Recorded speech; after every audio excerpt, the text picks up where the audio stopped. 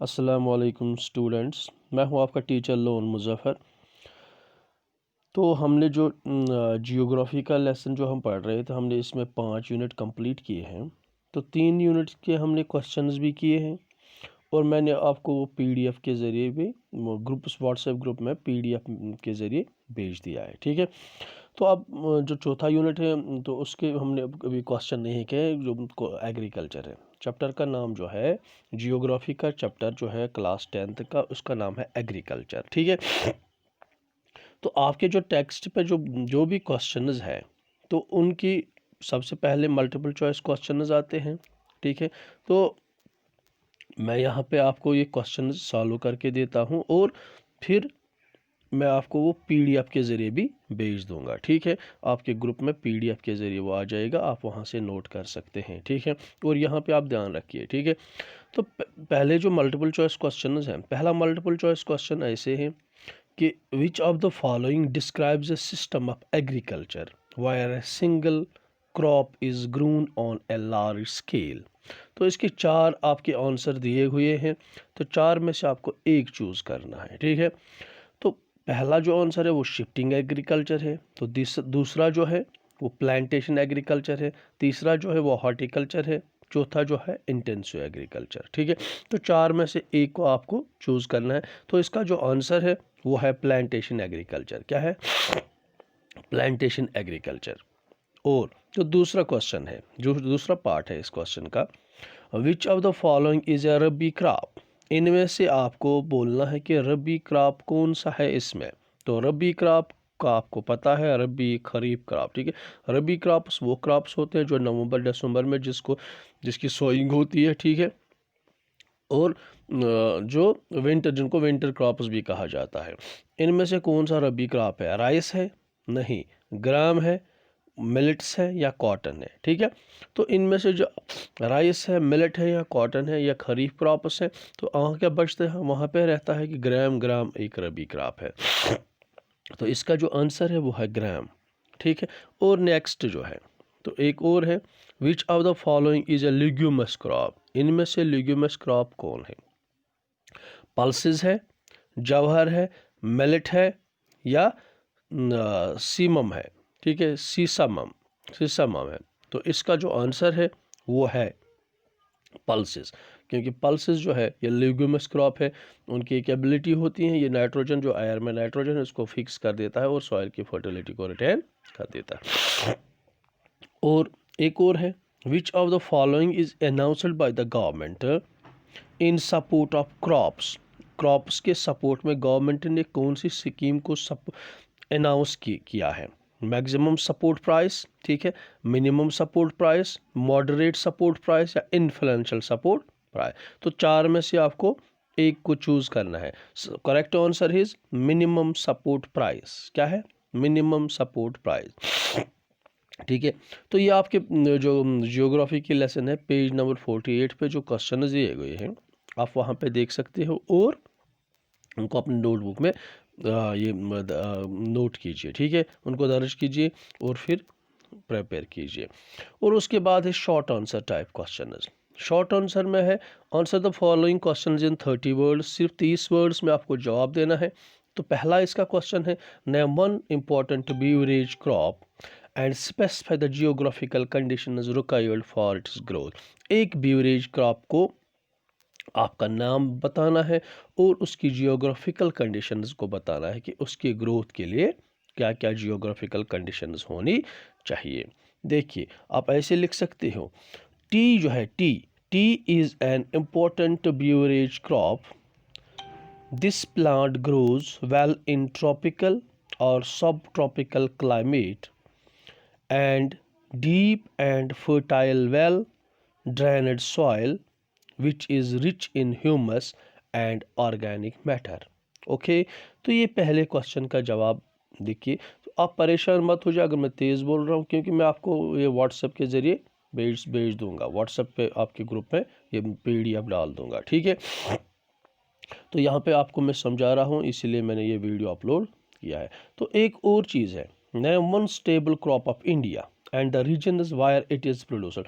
एक staple crop का आपको बोलना है, और ठीक staple crop of India and region, और उन रीजन्स का नाम बोलना है जहाँ पे ये पाए जाते हैं। ठीक है, तो आंसर है rice is a staple crop of India. जो राइस है वो स्टेबल क्रॉप ऑफ इंडिया है, क्योंकि major portion of the people जो है, बहुत सारे लोग जो उसको खाने के लिए इस्तेमाल, घरों में इस्तेमाल।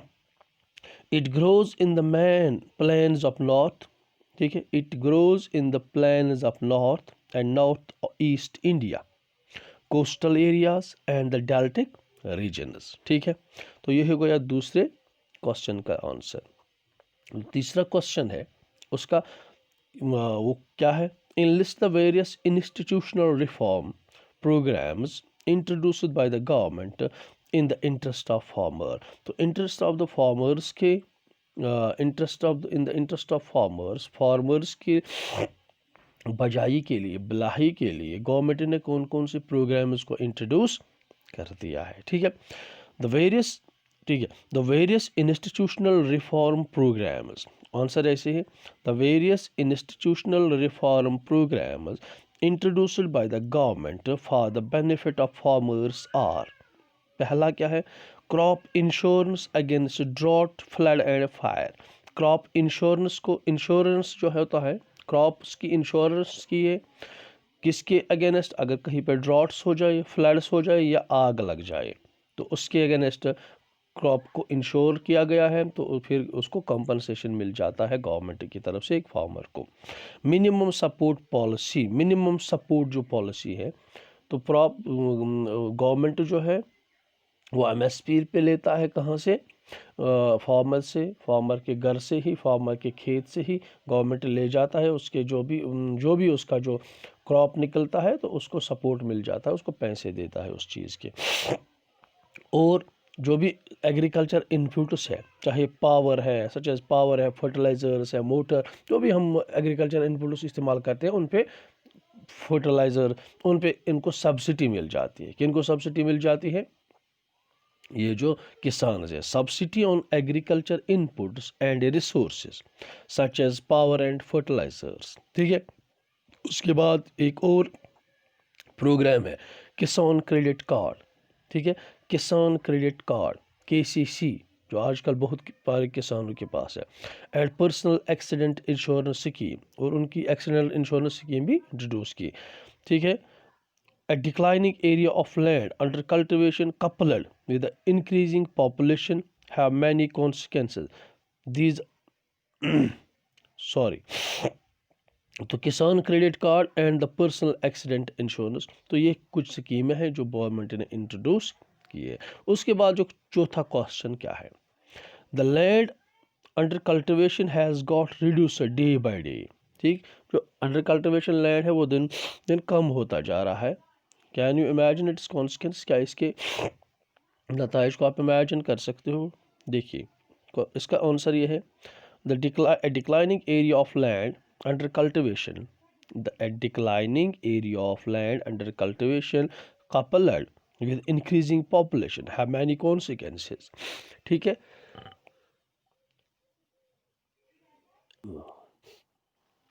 a declining area of land under cultivation coupled with the increasing population have many consequences। These are food shortage for rising population, food shortage हो जाती, पहले कॉन्सिक्वेंस ये है। Rise in price of food grains, price है food grains का वो बड़ा बढ़ जाता। Unemployment and loss of livelihood for farmers. एक और, shortage of supply of raw material for agro industries. Okay, adverse effect on export trade and as agriculture product. Okay, these are the consequences of the under land under cultivation has got, the land under cultivation has got reduced। ठीक है, तो ये वो cultivation जो ये consequences है से, जो अंडर कल्टिवेशन लैंड जो है रिड्यूस हो गया, तो इसके ये कौन सी बड़े नताइज निकल। तो उसके बाद आता है आपके long answer question type question है। Answer the following question is about 120 words में आप इसके आंसर्स लिख सकते हो। पहला क्वेश्चन क्या है, suggest the initiative taken by government to ensure the increase the agriculture production. कौन कौन से इनिशिएटिव्स गवर्नमेंट ने लिए हैं जो कल प्रोडक्शन इंक्रीज हो गई।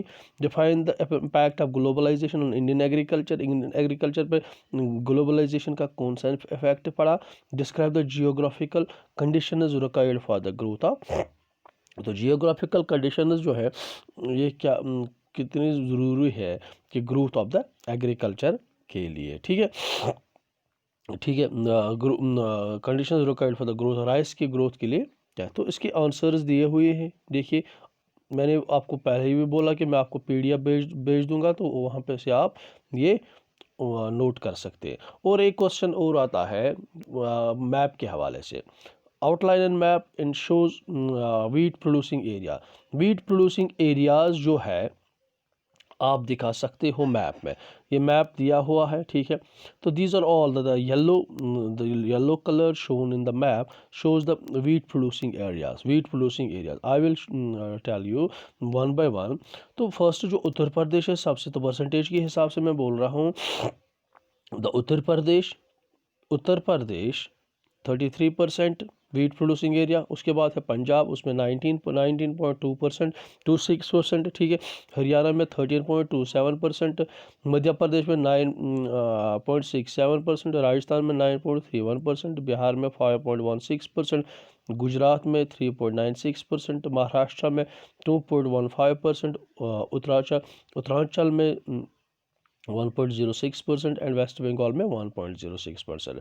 तो these are the areas wheat producing area. जहाँ देखो जहाँ पे ये सैफरान कलर दिख रहा है आपको, येलो कलर जैसे ऑरेंज कलर जो भी है, तो ये सारे एरियाज है, चाहे पंजाब हो, उत्तराखंड है, ठीक है, दिल्ली, यहाँ पे हरियाणा, जहाँ पे भी आप देख रहे हो, उत्तर प्रदेश है, यहाँ पे बिहार है, वेस्ट बंगाल है, मध्य प्रदेश। आप मैप में ये चीज़ें दिखा सकते हो, ऐसे स्टेट्स को मार्क करके मैप में आप दिखा सकते हो। अगर एग्जाम में ऐसे क्वेश्चन आएगा तो आप दिखा सकते हो, ठीक है। अक्सर पूछा जाता है कि often these questions are asked in the exams and you can answer the question, ठीक है।